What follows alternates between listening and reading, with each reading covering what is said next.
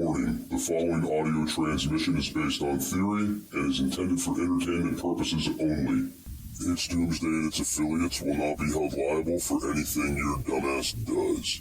Listener discretion is advised.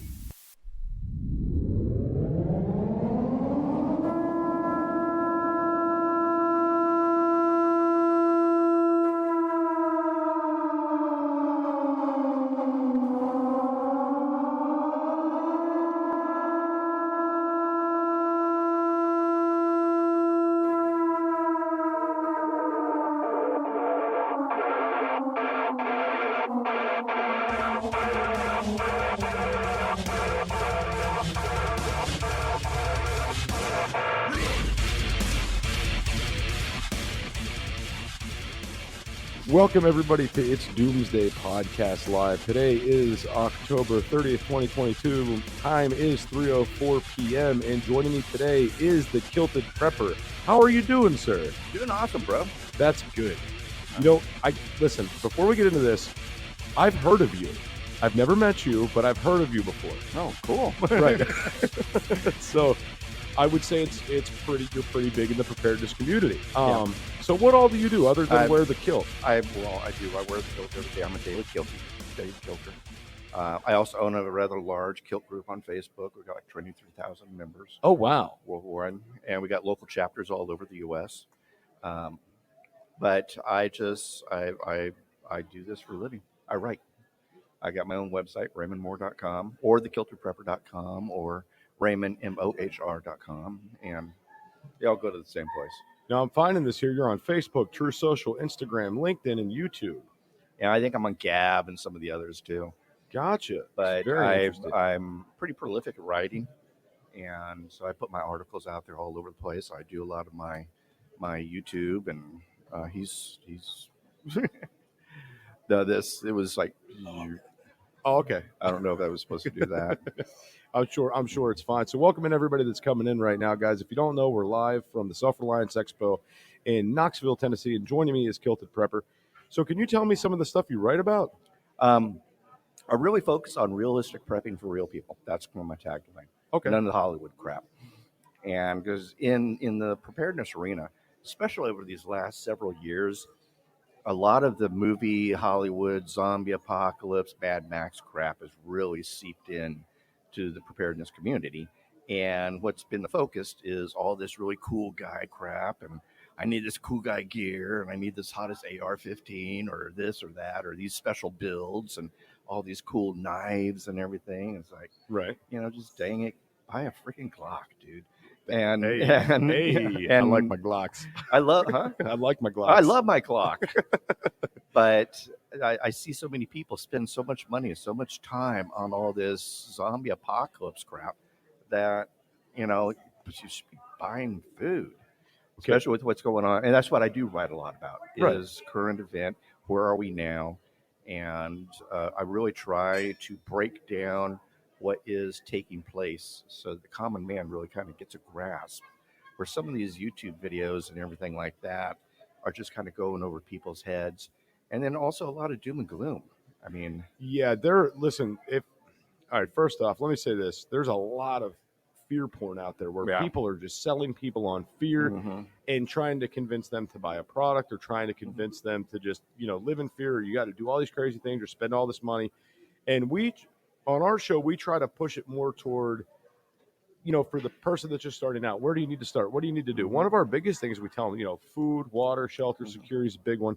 Since you brought up the firearms things, I know everybody wants an AR-15. Like, that's the big thing. Well, also because it's demonized, in the media, and they want them off the streets, etc. But I got to tell you, my preferred round for the apocalypse is the .22 LR. Yep, I totally agree. That's it. In fact, if you go to my website right now on my homepage, you'll see why I like the .22. Oh yeah. I haven't been there, so I'll have to go check that out. But I mean, I think it's by far the best round. Oh, heck yeah. For practice and its capability, and it's so cheap you could stock it. It's lightweight, you can carry a shit ton. I really believe in scalability too. Now I know a lot of people are going to hate me for this and everything, but if you got a bunch of preps and everything and you don't have a gun and you just can't afford it, because I think about budget too. Right. I'm very budget conscious, but I don't believe in buying cheap Chinese junk. But, you know, if you need a gun, you don't have one, $150. Go out and buy the stinking High Point C9. It'll work. It sends lead down range, and then save up for your Glock. Right. And then, I'm not a fan of the Colt or the 1911. See, for me, it's magazine capacity. Yeah, mainly. totally. When you start going up to a 45, like I can carry my Glock 17. Yeah. Got 19 rounds. Yeah. Yeah.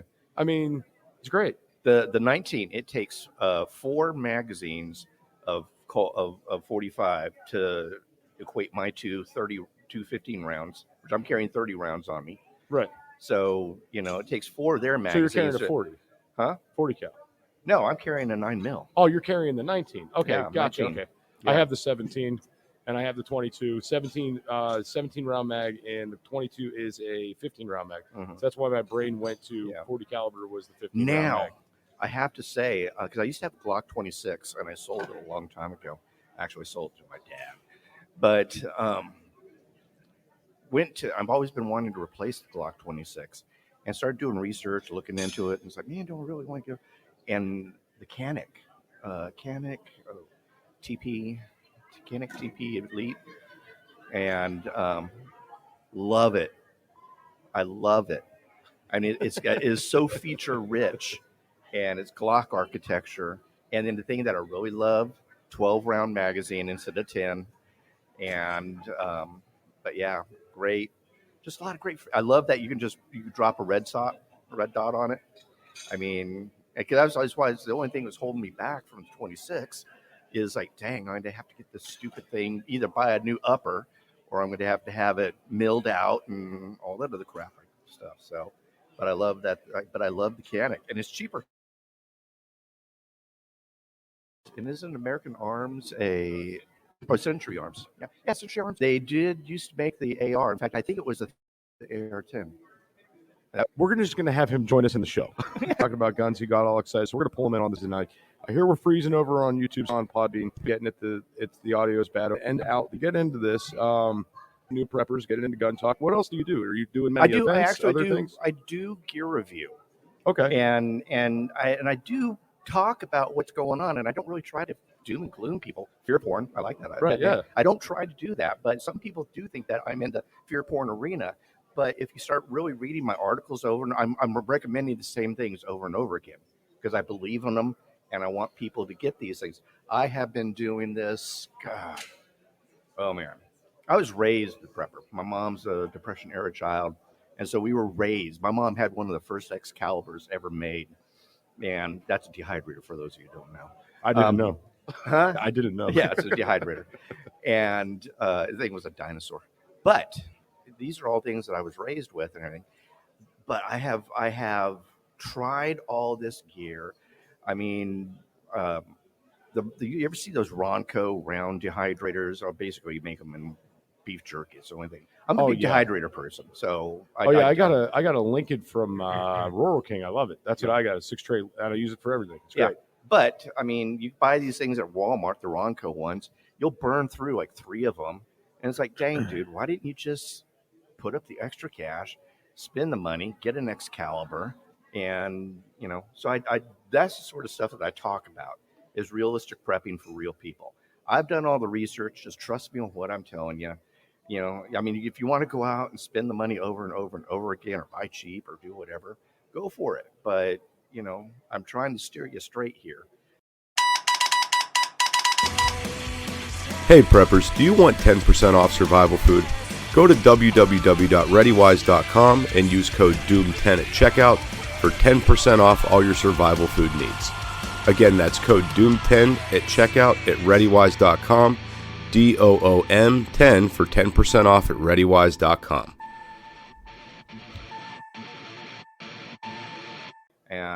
And so I do, especially I've been focusing a lot of food. My articles are kind of, and again, I'm not trying to do it to sell crap.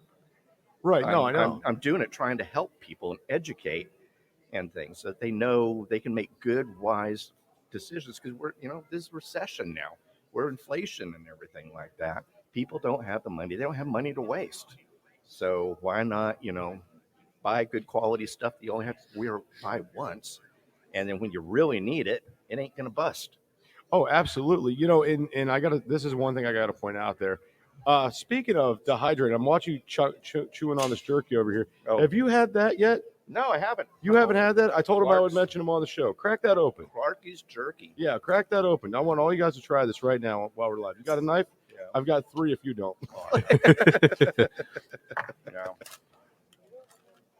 Crack that open. Pass that around a little bit. We'll rip some pieces off there. I went up there. I sampled all their jerkies. This one was by far my favorite. What is it? This is a barbecue, dry rub barbecue. Ooh. Yeah, we're going to sample this right on the show. Nice and soft. I'm picky on my jerky. Are you? Yeah. Nice and soft. Tears really well. Here, I want some more of that too. Let me get a piece of that.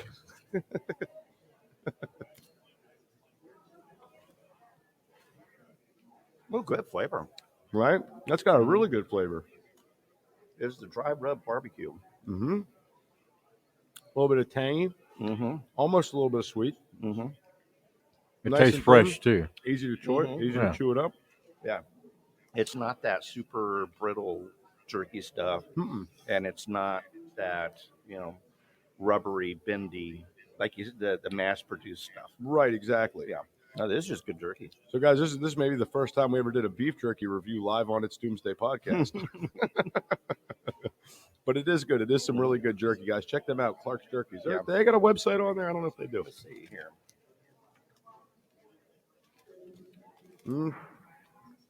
They're out of Knoxville, Tennessee, guys. We'll go ahead and we'll drop their phone number for you. Their phone number is 865-654-7908. If you want to go ahead and pick yourself up some locally made in Knoxville, Tennessee, Clark's Jerky. And again, guys, we are trying the dry rub barbecue. Mm-hmm. That is really good stuff. But to get back to preaching.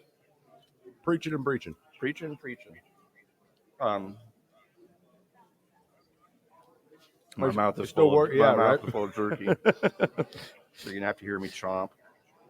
But one of the things I do talk about or believe in is having scalability to your firearms. And I believe first thing people need to get is a handgun. And then start building up. Again, I know that everybody can't go out and just buy the latest, greatest, and everything like that. And so from a handgun, then go out and get a pump shotgun. I'm a big fan of the Mossberg 500. And now Mossberg makes what's called Maverick. They're wooden pieces, so the buttstock and the forearm is wooden. That's made in Mexico, but it's assembled in Texas. Okay. And so you can get a Mossberg 500 cheaper and it's basically a Mossberg. You're just buying Mexican-made wood assembled in Texas. Gotcha. So, and then from there, so you now have your home defense weapon. You do have a close defense weapon, being the shotgun. And with the shotgun, you can also load it in different rounds and different stacks and stuff like that. But then you need something for a far-away weapon. And so I love the Mosin Nagant. Cheap gun, very inexpensive, cheap ammo, but all the big snipers, all of them shot the Mosin Nagant. Now, I don't know what they are today. I bought mine for $99 down at Cabela's. I don't know if they're still the same. I don't know, but I've got a buddy that swears by them, and I shot his, and it didn't have the recoil that I thought it was going to have. It really wasn't that bad. I mean, it was less than a 30-06. Yeah. So one more jerky we got, guys. Listening live, Carson snuck up behind me. I didn't see her, but she dropped off some more Clark's jerky, and then she dropped off the teriyaki. So we're gonna go ahead and try that one there. See what you guys think.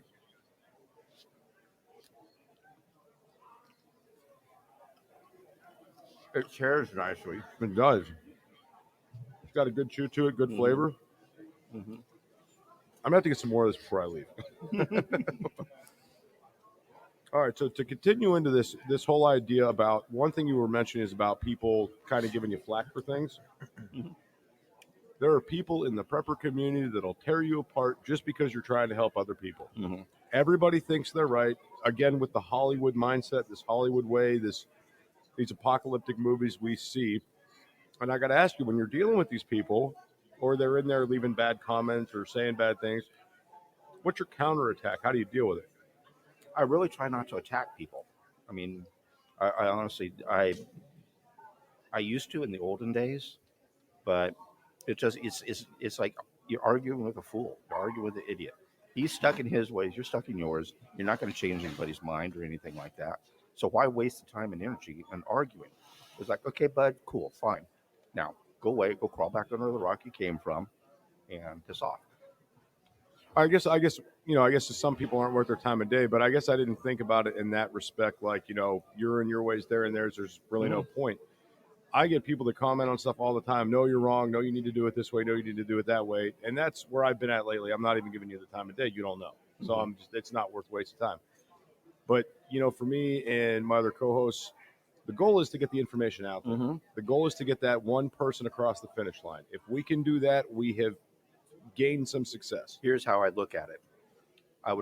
My goal is to create and bring into the preparedness family more people. When you do that, that's less people you got to kill on the other side. I'd rather have allies than enemies.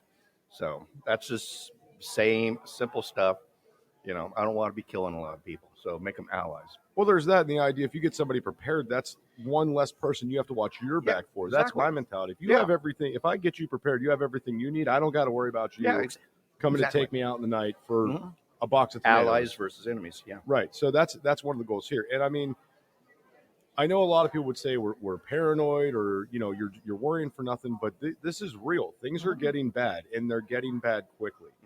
And I know there's been preppers out there for years that have been prepping for years, and like nothing's ever happened. Like, well, nothing's ever happened. Nothing's ever going to happen. So you guys are wasting your time. The money I have in food stocks right now, if I decided to not go to the grocery store, you know how much money I'd save just based on inflation alone? Yeah, totally. Food's an investment. Yeah, it is at this point. Yeah. Now, and this is something that, is very realistic because what happens, no zombies, no this, no that. And it's like, dude, what about, are you prepared for when you get laid off? Because it's coming. Oh, yeah, we talk about that too, yeah. Yeah, it's coming. You're going to get laid off. Are you prepared? And if you had all this food, medicine, water, and everything on hand, yeah, it's an investment. You're not going to be, having to spend what little money you have, being unemployed versus, you know what I mean. Right. So, I mean, one thing I preface on my show, we're not always talking about this big doom and gloom, nukes going off or invasion, things like that. A lot of the things we prep for are job loss, or you get injured at work and you're out. Sick. Yeah. If the Aflac duck gets ran over, he can't help you anymore. Things like that. Natural disasters as well. If you have a tornado rip through your down and take out the local factory you work for, how long are you going to be out for? Yeah, you're going to get unemployment, but that's maybe a quarter of what you make. You still got rent, you still got a mortgage, you still got to take care of the kids. They're still growing, they still need clothes. At least if you guys are in a bad spot, at least you can still feed yourself. That's not something that's weighing on your shoulders. Yeah. Right? And even taking that a little bit further, if you've prepped up your meds, I'm big on prepping up meds and everything. If the kids get sick while this is happening and everything, treat at home. I love Doc Bones, Nurse Amy's Treat at Home book. I'm a big fan of Where There's No Doctor. And so at least learn how to treat at home and everything. Again, the more money that you can keep home, the better. And then that allows you to use those resources later down the road. If you're not spending money on food anymore because you got it covered, that's resources and money that you can use for other things. Then you can buy the clock. Exactly. Yeah, I guess that's a good point. I think about that. Yeah. I think you just helped me get a bigger gun budget. So other than firearms, secondary weapons, we got into a conversation about knives earlier, right? So secondary weapons, other than guns, preferred things? I love knives, man. I'm a big person on pocket swords, right? I love pocket swords. I love cold steel. And you talk about, so I was in one of the Facebook groups and they were just, this one guy was just nailing me. Oh, it's cold steel, man. That's cheap Chinese crap, or it's just cheap. It's like, dude, $50, you got a great blade. I should have brought some of mine over here. I got a whole backpack full of knives. But the Tylite, I love the Tylite XL. It's 13 inches long, pocket sword. It acts as a kubaton. You can fight with it, and then you can pop it open, and it's just a badass little knife. Listen, I'm telling you what, and people do underestimate the idea of carrying blades. I've got 3 on me currently. I got a buddy that spent $200 on having a custom knife made from one of his friends, and he specifically had a knife design that would not act just as a knife, but a knife you could baton wood with, a blade that was thick enough you could pry open a car door. He ended up paying $200 for it, but that's his go-to apocalyptic knife. And I just got a note passed to me from my producer. This is the jerky guy if you want him. Yes, I want the jerky guy. Real quick, if he wants to grab a mic and talk about his jerky. Are you live with us? That's a live mic down there. Okay. Yeah, that's a live mic there. Grab that headset. We'll chit-chat with him for a few and get back into our apocalyptic conversation. I hope you don't mind. No, man.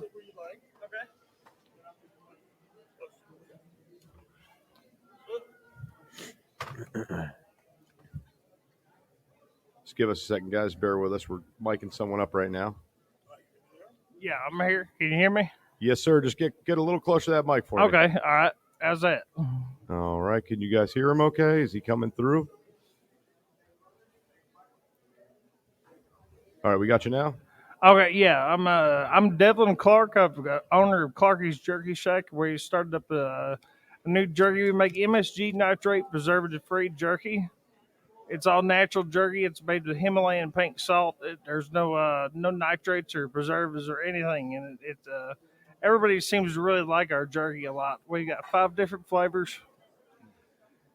The main thing is we want to make jerky that's MSG nitrate preservative free, because I don't think you really need to have all that in there. Not for just short preservation. If you're going to do like a really long term for like 3 years or something, because you don't even know how old jerky is at the gas station. That's a good point. I didn't think about that. And I got a question for you, because one thing I didn't see on the packaging here, being that everybody's kind of out there all over the place, is there a place they can go to buy this online? Is it sold online anywhere? It's not sold online. My phone number is on the bag. I can share my phone number if anybody would like it. We're here in Knoxville, Tennessee. I'm working on the website right now. Well, I already shared the phone number, so I'm glad you said that was okay. Well, I would like anybody to try our jerky. We do a shipping. I haven't really worked out any kind of shipping. This is kind of a new thing. Me running into you guys here was kind of a drop thing. Oh, yeah, no problem. Listen, I'm going to give the number one more time to you guys. The number is going to be area code 865-654-7908. If you want to get Clarky's Jerky, it says Clarky's Jerky Shack on the package here. We're not going to give your address. We don't want people getting addicted to the jerky and showing up in your house. I appreciate that. Yeah, no problem. You got anything you want to tell the guys about the jerky before we let you go? Well, I started making the jerky just as for myself, pretty much, and everybody started liking it. So I had to start selling it to people, because I couldn't just keep giving people away free meat. Yeah. No, I totally understand. And I could make my recipes. I could make them with anything. I just can't sell wild game here in Tennessee, so it's all beef. No, I got you. I totally understand. Well, hey, Clark, thank you very much. And I'll tell you what, I love the jerky, man. Okay, thank you, guys. Thank you. All right, bye. That is good jerky, though. Mm-hmm. Yeah. All right, guys, so we're back with the Kilted Prepper. Just want to give, guys, you know we support local businesses and small businesses on the show, and we absolutely hate the big corporations, so I was happy to do that for this gentleman. To get back into this, where did we leave off at? I totally forget. Man, that happens. We were probably between knives or guns. We were talking about knives. You were talking about our mutual friend, being able to get a custom knife made that pries open doors, this, that, and the other. So it's a multifunction knife, if you will, I guess. It's not a multi-tool. It's a multifunction knife. Multi-purpose, I guess you could say. Now, see, the idea behind that, though, is you have that as one thing that's good for everything. You can baton firewood, pry a door open, skin a buck, whatever you need to do. You're good to go. I see a lot of, okay, your thoughts on this. I got to ask if you've heard of this yet, and it's been talked about a lot. The werewolf preppers. Have you heard of this? I've heard about that and everything. And in all honesty, I don't see it happening. I don't. I mean, if they've been prepping and everything like that, and, you're going to know who's in your community. I would say so. And I'll tell you what, I get a lot of the comments on my stuff like, well, my plan for the apocalypse is I'm just going to go out, find the other preppers, take them out, and take their shit. And I've said to these guys, are you really going to risk your life for a can of beans? Are you really going to risk your life for an extra pair of socks? How are you going to even infiltrate that circle? Right. I mean, okay, we're public figures. People know who we are. We're on. At least I'm on YouTube. I'm on doing podcasts. I write and everything like that. I mean, if someone really wants to find where I live, I guess they can really do their research and everything like that and dig down deep. Right. But all of us have done a good job of you got to maintaining privacy. OPSEC. Yeah. And things. But first of all, how are you going to find them? And then you're going to go up against me, dude? Really?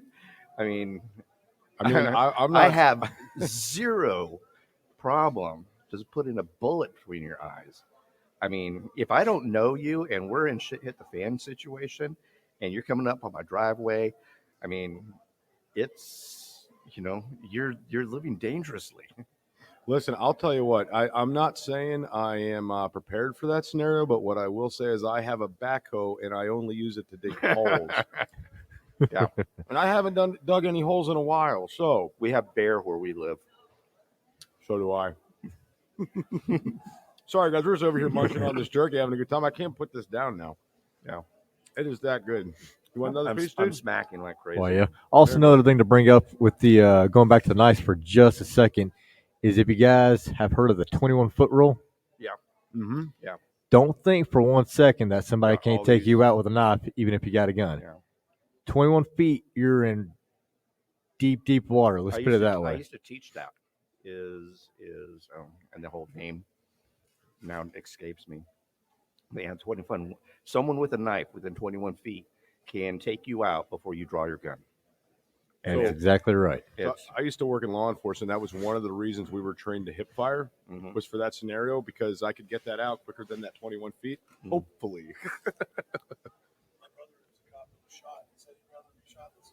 Yeah.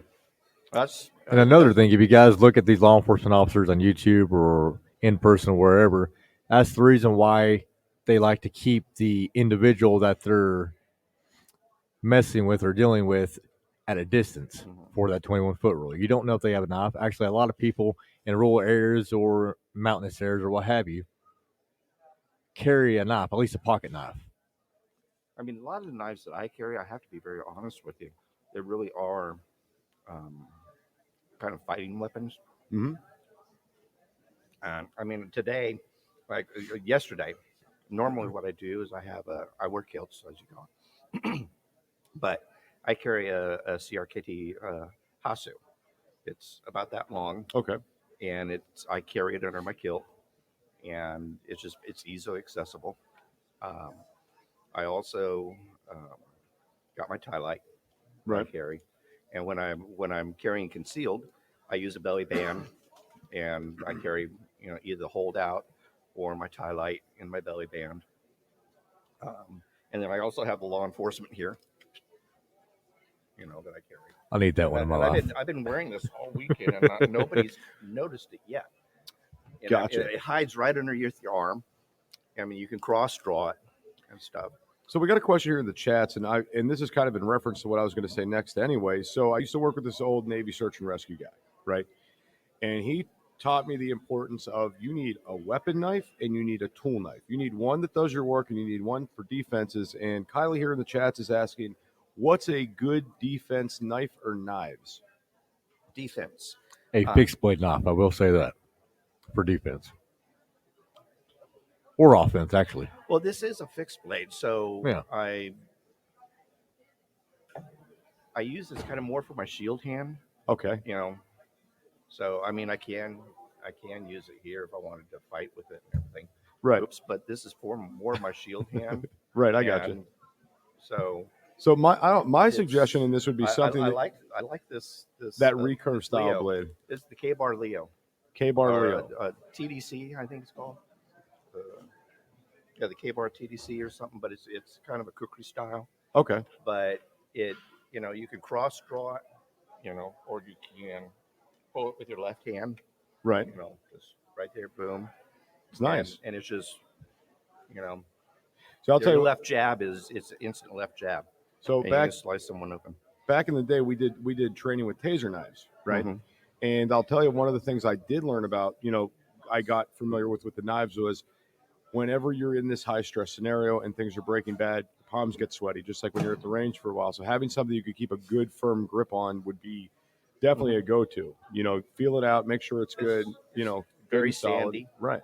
This is good sanding, and then the tile. A lot of the cold steel stuff they got great grips. Right. Very grip. I haven't found anything yet that is slippery. I got you. So anyway, I wanted to move into to try to get the message out there. So I wanted to get some of your recommendations for where new preppers start. Like if I came to you and I said, Kilted, I'm brand new, where do I start? What do I do? What I would do first of all is look at your budget. Okay. Be very realistic with your budget, and I do what's called the $5 rule. And so really look at your budget, you and your spouse, and really look at every time I step into a grocery store, how much can I spend every freaking time? And so you make that your benchmark, and this is why I call it the $5 rule. $5 is what someone can really realistically do.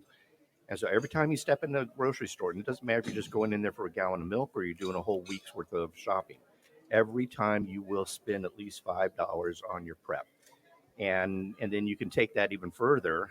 And, every time I step into Lowe's, $5. Every time I step into CVS, $5. But you've got to really look at your budget. And this is where you and your spouse really need to sit down, look at it, and come up with a realistic figure. Because a lot of people, what they do is they go too high, and then they break the habit because it's too high. Whereas if you have a realistic number, then you'll be amazed how fast your preps will build. And then once you got that rolling, get a handgun. And again, High Point C9, $150. It will protect the castle. It sends lead downrange. And then when you run out of lead, you just throw it at people and acts like a brick. But they make a good hammer, right? Yeah, they make a great hammer. But and then you work on getting your Glock, and then you start building your arsenal. Mm-hmm. But what happens with so many people is they just instantly jump to the AR or the AK or some of these other high speed, low drag weapons, and and then what happens then is their food preps start to get in danger in a sense. Because they're spending more on cool guy gear. Oh, yeah. Versus good food. Food needs to be your number one expense, and you need quality and variety. Don't go out and buy crap. Gotcha. Stay away from crap food. And realistically, if you're going to spend a lot of money on some of these foods, buy a can and try it. Yeah. So that and cook with it. I mean, I cook with my wife at least once a week. I will cook a preparedness meal to kind of get what my wife likes and my daughter likes. We just got our granddaughter, so we have legal custody of her now. And so what does she realistically like? And so what I did just this past week, ground up some old chuck and some bacon and all this other stuff. And then I had these instant packs of mashed potatoes and corn. And that's like my wife and daughter's new favorite meal. Nice. But that's a prep meal. Yeah. I mean, it takes 5 minutes to make. Boiling water for potatoes, warm up the corn, throw some powdered butter on it, wonderful stuff. Throw those two together. You almost kind of like make a shepherd pie. But I grind up I have a meat grinder. So I got some on sale chuck and then a cheapy pack of bacon and ground the two together. But that was but that's a quick prep meal. So I'm always trying out these prep meals that could be made over a fire or, things like that. So we're constantly trying our preps, and then I use powdered butter and other things like that. So okay, I got you. So you understand. Start working on your food. Food is your investment. That's the main thing that you need to work on. Once you got food and you have a weapon to protect your food, start looking at your meds. Gotcha. I mean, and water, of course, too. Everybody, but water. Depending on what you have, I have a 3-tier system. I have the 5-gallon stackables. And then I've got in the garage 55 gallons drums. And then we have a creek, a stream. And I run everything through the Berkey. Gotcha. Okay. So, but then on top of that, your meds. You know what you're going to get sick with. If you got allergies, if you get this or you're susceptible to that, start stocking up on meds, especially right now. And all these things are becoming more expensive. Over-the-counter meds are getting harder and harder to find. I have noticed that. And guys, if you're just joining us into the show, we are coming to you live from Knoxville, Tennessee at the Survival Alliance Expo. We are here live right now with the Kilted Prepper. And the next thing I really wanted to ask you is, are you doing any kind of like, bushcraft type stuff or woodsy type stuff? And that leads me to my next question: bug in versus bug out. Your thoughts? Okay,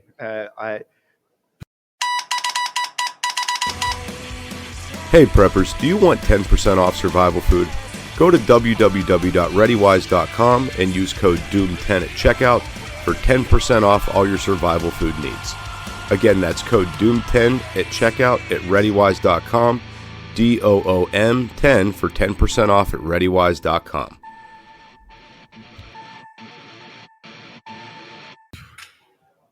I see all these people, killing themselves. I was in ops, and so we had to do all this training and everything. We had to do the bow drill and all this other crap.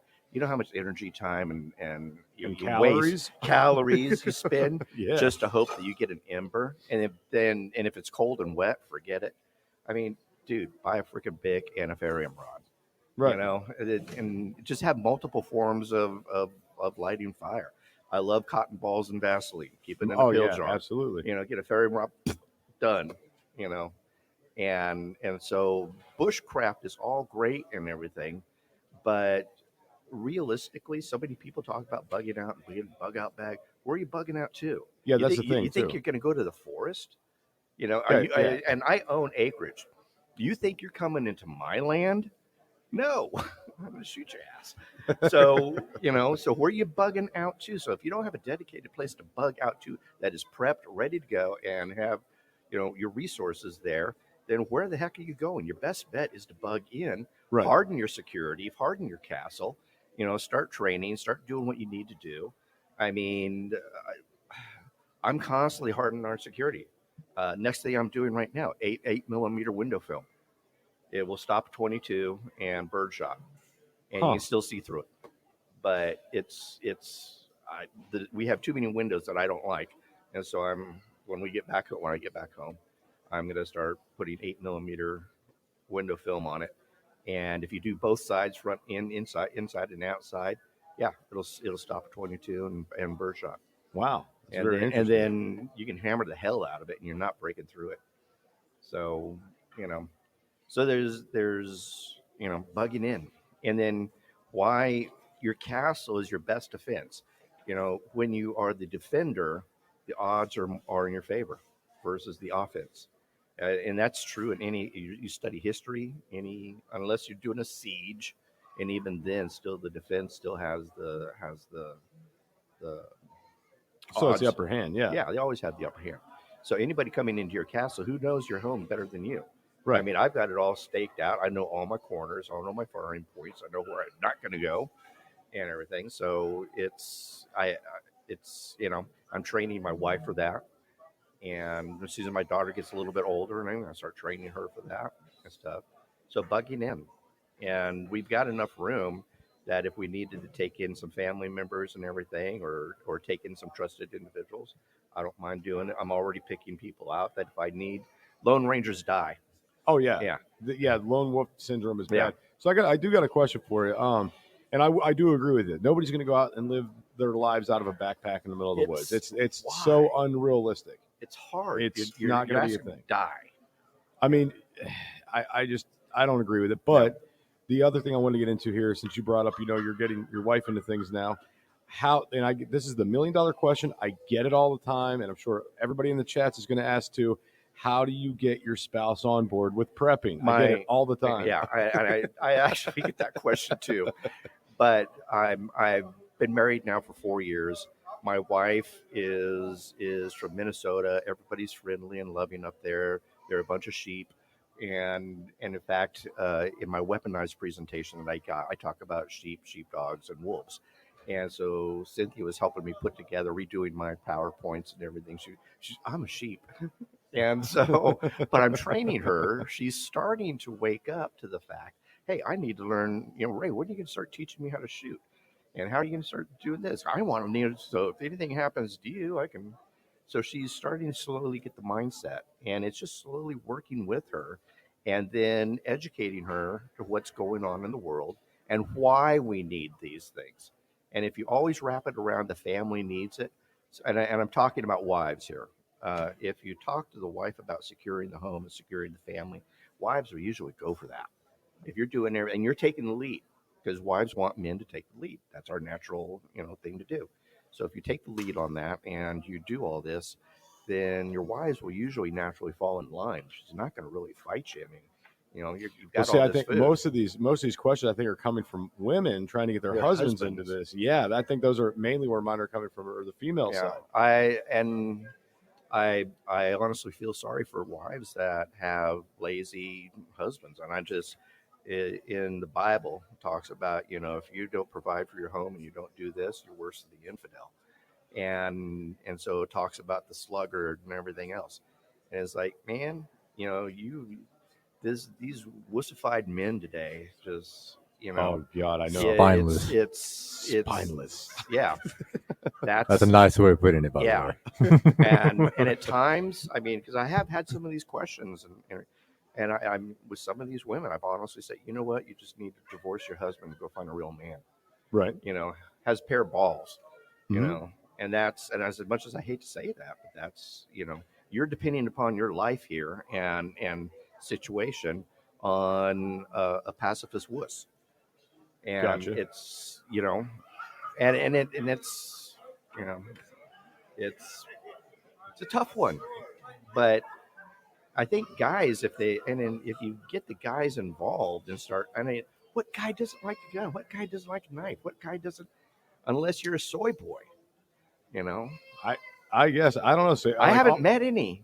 All my friends are into guns and everything else. Guys, I got an ad I want to throw out there real quick for you guys. So at the event here, guys, there's a company called Off Grid Ready. Go to offgridready.com and utilize code DOOMFREE, and you'll get free shipping on things like homestead gear, fire pits, freeze-dried food, generators, all kinds of stuff for the prepping community, guys. They have almost everything on the website. That's offgridready.com. Utilize code DOOMFREE and go on there and get yourself some products today. Now, we got a few minutes left in the show, and this is something I wanted to get your opinion on. Mm-hmm. And this is probably the second question I get a lot. Prepping for your kids. How do you get your kids involved? How do you get the kids on board with prepping, things like that? I mean, we're doing that already with our granddaughter. And like, for example, I'm teaching her to garden. She loves gardening now. She gets out there and is doing it. What else have I done with her? I want to buy her one of these little itty bitty pink 22 single shots. Oh, like the I think they're called crickets or something like that. Yeah. I want to get her one of those and things. I've just been talking to her about firearm safety and then knife safety. I'm teaching her how to dehydrate and cut up chop food with me. Right. And so I have my knife. Her knife is on the dull side, but she sits there and chops food with me, and we dehydrate. And what we're doing is we're actually storing up for the winter. Okay. Winter time's coming. We're storing up for the winter. Makes sense. And so no matter what, you could always use that analogy. If it's springtime, well, this is food we're going to use for the winter time. And I'm always filling. And then what I do too, because I dehydrate a lot. Like, she loves strawberries, she loves the peaches, she loves pears. I dehydrate those for treats, and so it means I dehydrate them at the higher temperature, meaning their nutritional value will drop a bit because I'm using a higher temperature. But they're nice and crunchy, and they're sweet, and they're kind of candy and everything. She loves those, and she loves helping me make those and everything. So what I'm doing is I'm slowly teaching her the preparedness lifestyle. I also, she's just started first grade, and so I bought her the book, Little Red Hen. And Little Red Hen talks about, she goes around, hey, will someone help me, do this? And, hey, I found some wheat. Will someone help me plant? No, we're not going to do it. I'm too lazy. And so the whole book is that. But she's really proud that she's reading Little Red Hen, but she's learning a preparedness lifestyle. If you work, you eat. If you don't work, you don't eat. Right. And honestly, that's I think that what I do with my kids, I think the best way to teach the kids to prep is through involvement. Yeah. Make them involved in what you're doing. When my children are unsupervised, they're making fires, they're making shelters. Well, my middle one is anyway. That's what he's doing. And he's got a video floating around on TikTok right now with over 400,000 views of a shelter he made. And he's stoked on it. He wants to do it all the time. He's super fired up. So we're about to get out of here. We got about 2 minutes left, but Final message to the listeners out there. What do you want them to hear? Maybe where to find you, or something you want them to know, or check out my website, RaymondMoore.com, RaymondMhor, or thekiltedprepper.com. Check me out on YouTube. I just set up a newsletter. Go there, sign up for my free newsletter and everything. I'm going to start really setting up more information.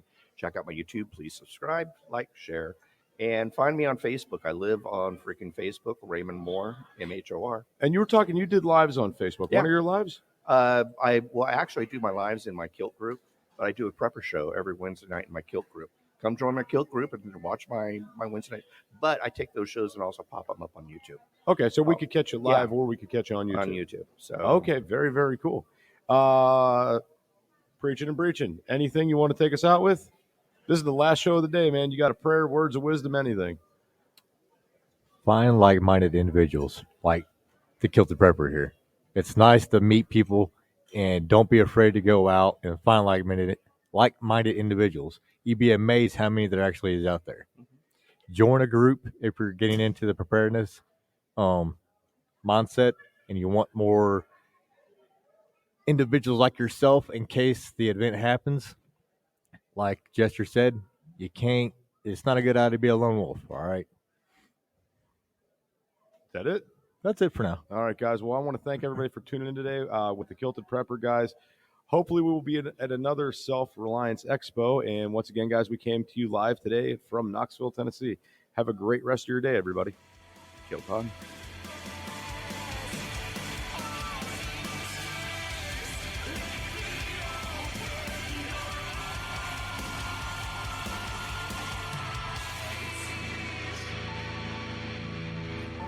This is an emergency action message.